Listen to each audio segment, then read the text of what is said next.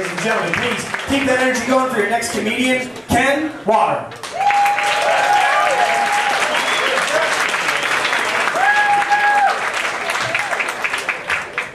Thanks very much. Let's give it up for Justin and all the comics we've heard tonight. My name is Ken Water. I'm a CPA and a certified financial planner. So I know what you're thinking. Good.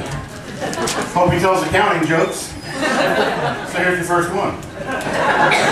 Sometimes in my practice a client will die, and it's my job to help the family settle the estate. And that happened recently. I had a guy in my office, and I had to tell him that his mom was one of those people who left all her money to the cat.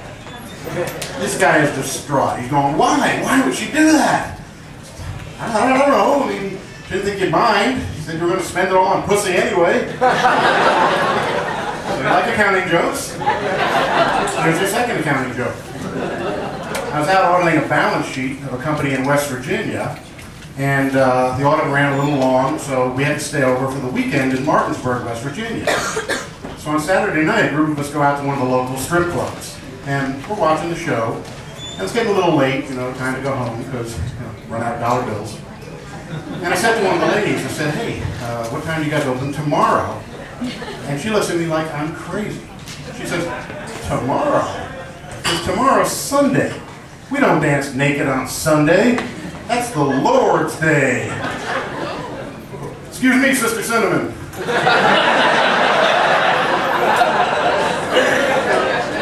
Apparently the Lord is cool with the naked dancing Monday through Saturday, but not on Sunday. So I'm glad to see she's got that moral compass properly calibrated. But it made me think. I said, well, gee, what about the Jewish strippers? So why can't they dance on Sunday? They take off on Saturday, right? And I realized there's a flaw in my logic.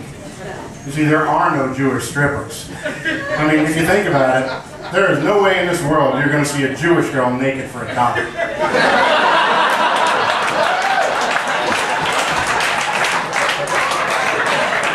I mean, shit, even the gynecologist has to give them jewelry. So I'm recently divorced, which basically means I'm broke. And I'd like to date, but these days I don't have enough money for a decent blow-up doll. So I got a Mr. Potato Head.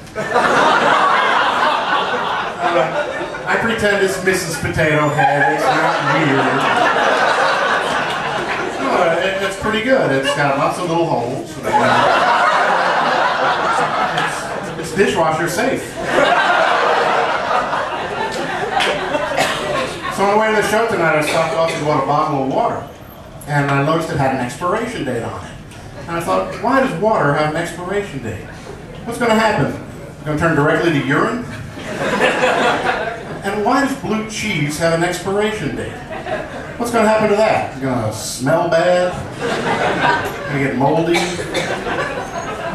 I think marriage licenses should have an expiration date. That would be great. No more divorce. Just don't renew.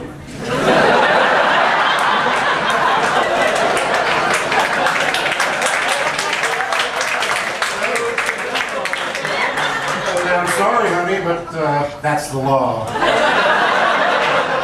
Now get out of my house before I call the police. So I got a new doctor, a woman doctor.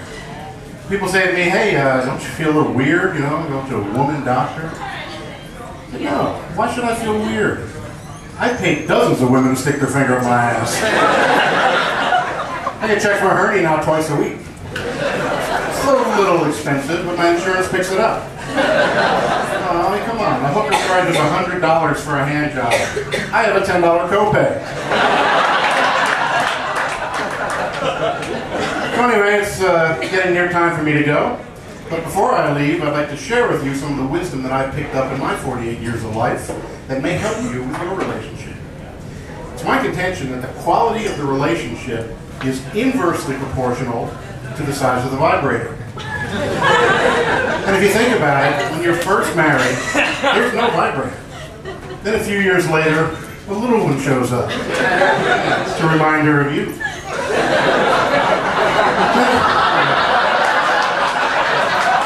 I thought that joke was a finger.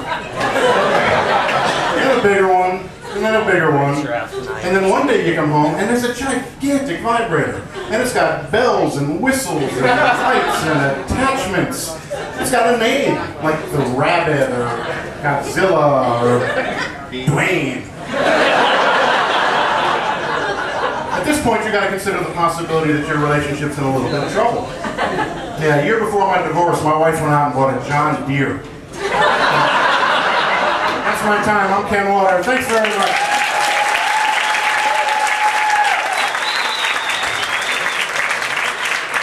Ken Water, ladies and gentlemen.